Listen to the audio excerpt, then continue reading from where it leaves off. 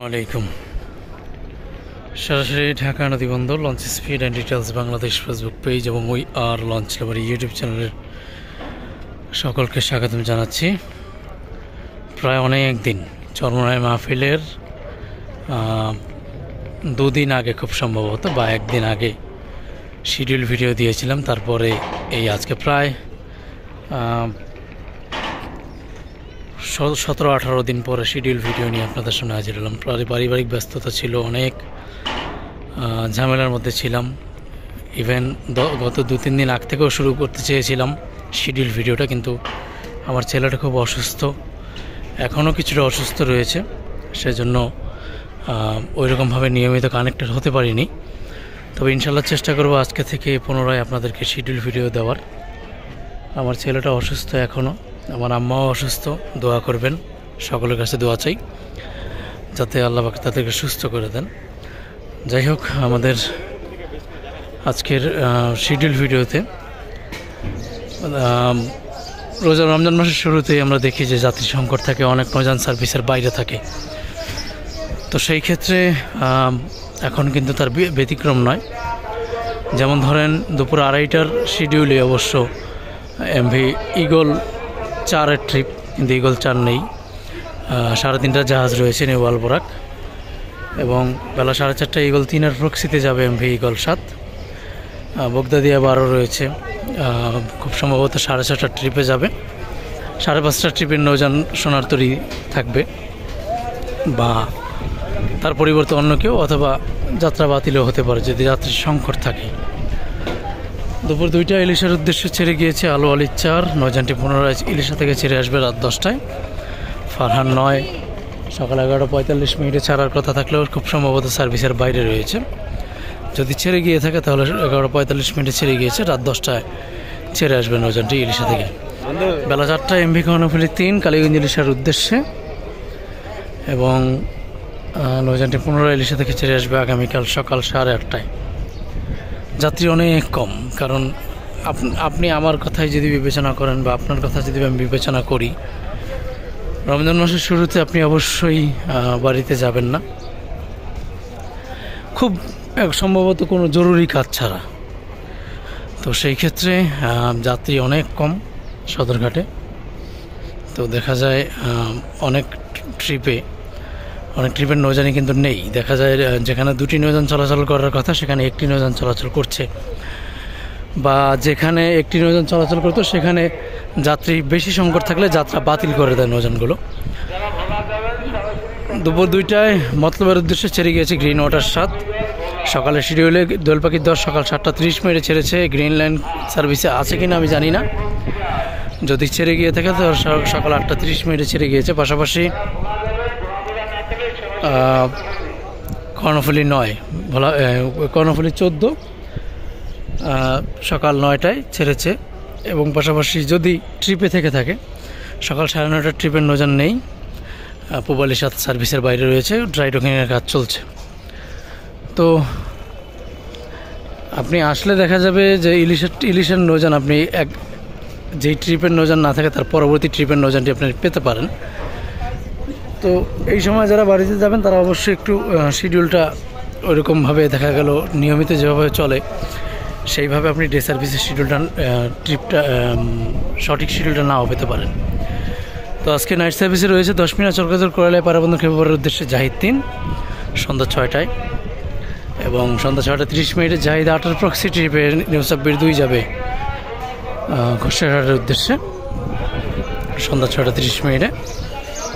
ভোলাখি 11-এর উদ্দেশ্যে কর্ণফুলী 9 সন্ধ্যা রাত 8:30। গাজী সালাউদ্দিন যাবে বোরহানুদ্দিনের উদ্দেশ্যে সন্ধ্যা 7:30। নৌযানটি ঢাকা নদীবন্দর ত্যাগ করবে।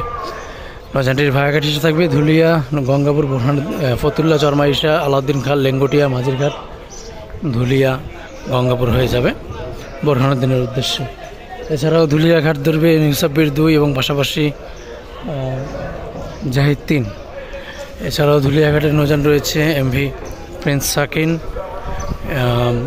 এমভি ক্যাপ্টেন বর্তমান, এবং পাশাপাশি পূবালী 9 রয়েছে, পাশাপাশি ঈগল 5। এগুলো ধুলিয়াঘাট ধরে যাবে। এবং আজকে নাজিরপুর লালমোহনের উদ্দেশ্যে এমভি ক্যাপ্টেন রয়েছে, সন্ধ্যা 7:10 ছেড়ে যাবে নৌযানটি। পুবালি 9 ছাড়বে চরমন্দাজের উদ্দেশ্যে সন্ধ্যা 6:45। কালাইয়ের উদ্দেশ্যে ইগল 5 সন্ধ্যা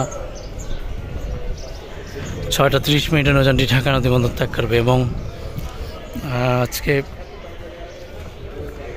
অবশ্য যে লালমোহন রুটের যে কম্পিটিশন, তরঙ্গ 7, আল আরাফ 7 এবং পাশাপাশি মানিক 9 তারা কিন্তু সার্ভিসের বাইরে রয়েছে। মোট কথা যাত্রী সংকটের কারণে আবারও 15 রোজার পরে তারা নিয়মিত হবে খুব সম্ভবত।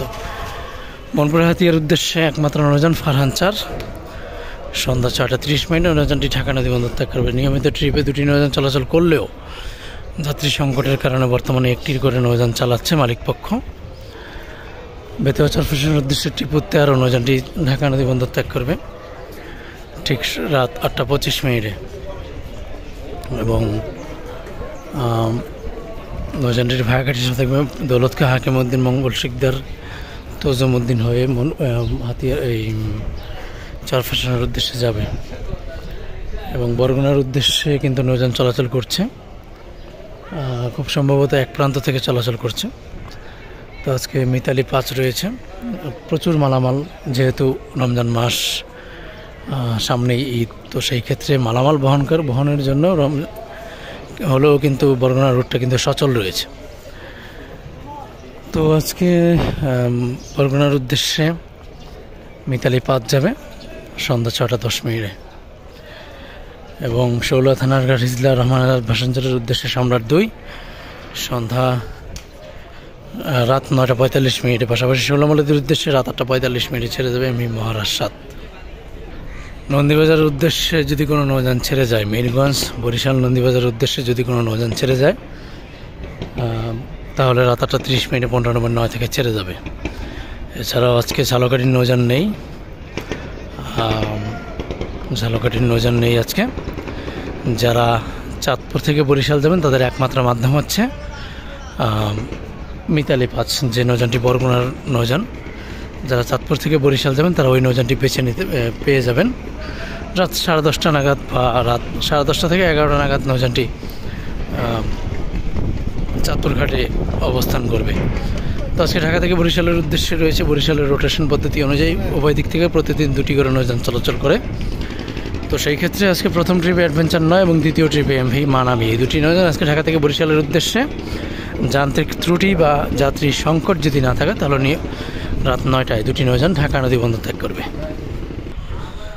আজকে ঢাকা থেকে বগাপটুয়াখালীর উদ্দেশ্যে সুন্দরবন 14 প্লেস করা রয়েছে। তো সেই ক্ষেত্রে সুন্দরবন 14 আজকে ঢাকা থেকে বগাপটুয়াখালীর উদ্দেশ্যে ছেড়ে যাবে সন্ধ্যা 7টায়। বাইজির জন্য এক যেতে পারে সুরেশ্বর মথনগঞ্জ নড়িয়ার উদ্দেশ্যে রাত 11টায়।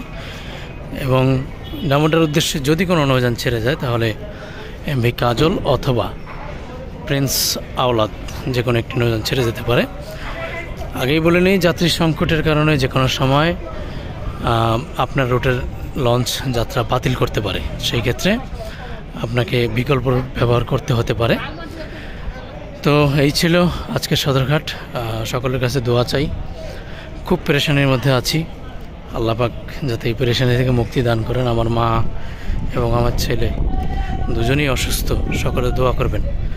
সবাই ভালো থাকবেন। আল্লাহ হাফেজ।